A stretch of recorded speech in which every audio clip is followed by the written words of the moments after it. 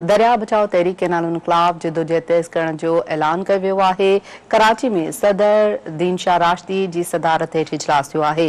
वाक़ ॿुधायूं पिया इजलास में ज़ैन शाह सफदर अब्बासी रियाज़ चांडियो ऐं ॿियनि शिरकत कई आहे। इजलास दौरान ॻाल्हाईंदे अॻवाननि चयो त वफ़ाक़ी हुकूमत के नालुनि वारो फ़ैसिलो वापसि वठे। उन्हनि चयो त के नालुनि ख़िलाफ़ 16 फरवरी ते 7 खां मेहर ताईं मार्च कयो वेंदो। इहो सिलसिलो ॿियनि शहरनि में बि जारी रहंदो।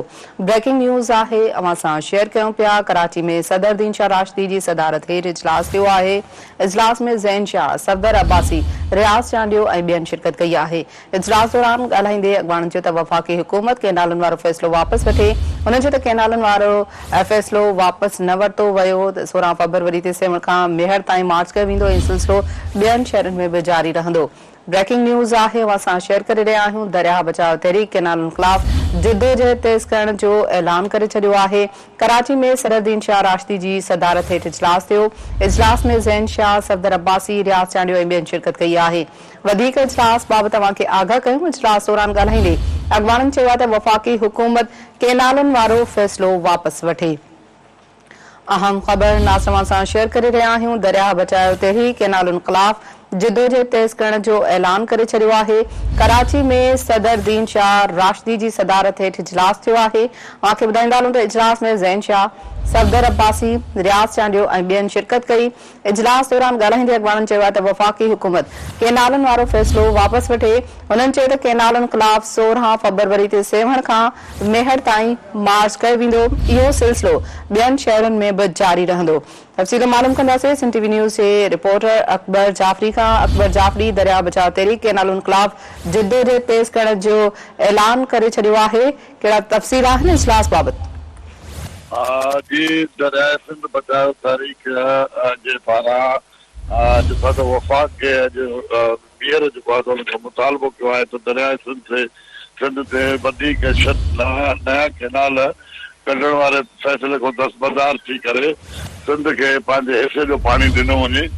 अॼु इन सिलसिले में दरिया सिंध बचाओ तहरीक जो इजलास सैयद सदरुद्दीन शाह राशिदीअ जे सदारत हेठि थियो। इजलास में डॉक्टर सफदर अब्बासी, सैयद ज़ैन शाह, सरदार अब्दुल रहीम, रियाज़ चांडियो, हसनैन मिर्ज़ा, उसाम मिर्ज़ा ऐं जावेद खोखर ऐं ॿियनि शिरकत कई। इजलास में इहो फ़ैसिलो कयो त 16 फरवरीअ ते 7 खां मेहर दादो ताईं जेको आहे शानदार अवामी हिकु रैली निकाली वेंदी कढी वेंदी ऐं उहा रैली जेका मेहर खे पहुचण जी जेका जल्सो जी सूरत अख़्तियार करणी, जंहिंखे सिंध दरिया बचाओ तहरीक जा मर्कज़ी अॻवान ख़िताब कंदा। इजलास में जेको आहे वफ़ाक़ खे जेको आहे सख़्तीअ सां तंबीह कई आहे त सिंध जे अवाम खे मायूसी जेको आहे ख़तमु करण लाइ दरिया सिंध खे केनाल वारो फ़ैसिलो फौरी तौर ख़तमु कयो वञे। इजलास में इहो बि जेको आहे मुतालबो कयो आहे आसिफ अली ज़रदारीअ खां त जेका आसिफ अली ज़रदारीअ खे मंज़ूरी ॾिनी आहे शहरनि केनालनि जे हवाले सां, उहो जेको आहे पंहिंजो फ़ैसिलो जेको आहे वापसि वठी करे जेको आहे अवामी सतह ते जेको आहे हुनखे तब्दील करे। ऐं इन खां अलावा इजलास में इहो बि फ़ैसिलो कयो त हैदराबाद ऐं ॿियनि में पाणीअ जी किलत जो पैदा थी वेंदी ऐं जेका सभ खां वधीक किलत जो कराची जे शहर जे माण्हुनि खे पीअण जो पाणी जेको आहे कोन मिली सघंदो। ऐं इहो सिंध जे अवाम जो जेको आहे केनाल छॾिया विया जेको आहे ज़िंदगी ऐं मौत जो जेको आहे मसइलो हूंदो। जी ठीकु आहे, वॾी महिरबानी अकबर जाफ़री तफ़सील ॾियण जे लाइ।